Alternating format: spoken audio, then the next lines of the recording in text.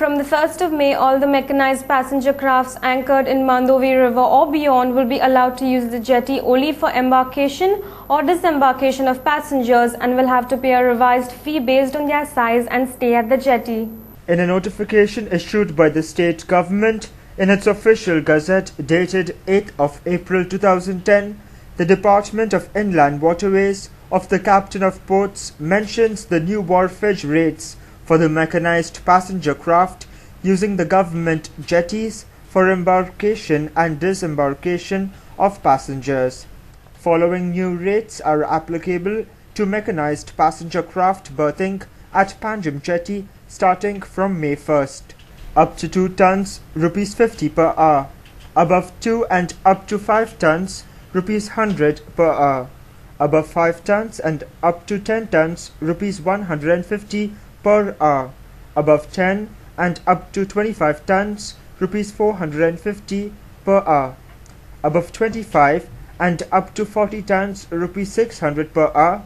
Above 40 tons and upwards, rupees 1000 per hour.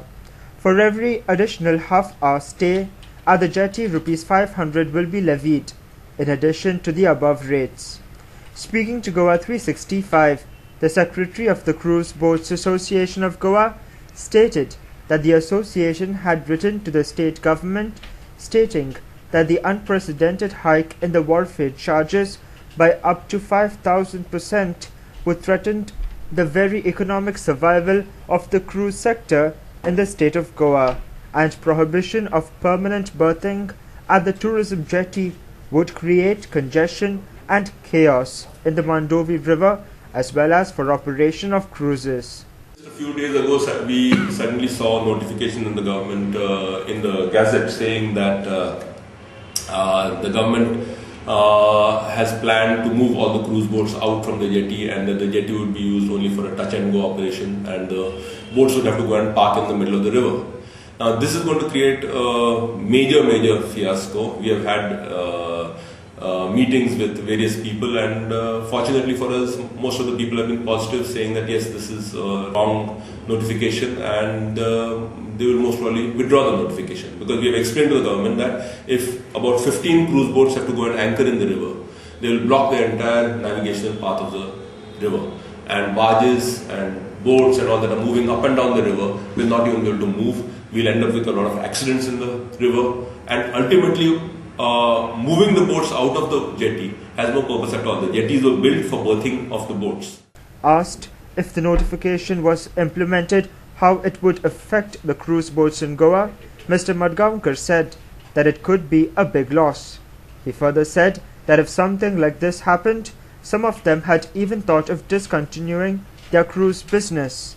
It would be a big loss. In fact, a lot of us have said that, if something like this happens, many of us have thought that we might even have to stop the cruises. And you see, the cruises are in fact the only entertainment available to tourists. I would say almost 100% of the tourists who visit Goa come for the river cruises.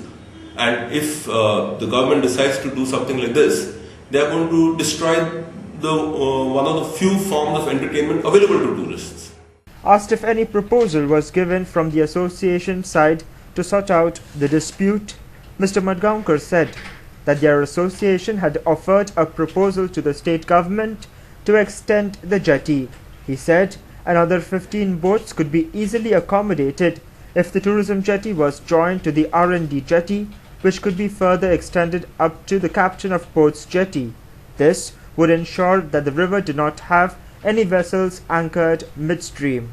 The government has to, we have in fact given the government a proposal saying that you extend the same jetty, make a longer jetty, join the tourism jetty to the navigation jetty, and even extend it further from the navigation jetty right up to the Captain of Ports jetty. That way the entire riverside will be properly built up with a jetty. You will have a beautiful long jetty where maybe another 50 more boats can easily park there. So the whole river gets decongested. There is nothing parked in the middle of the navigable area. You have a beautiful jetty all along with this thing where the yachts and boats and everything can come and park comfortably, which is a more positive step.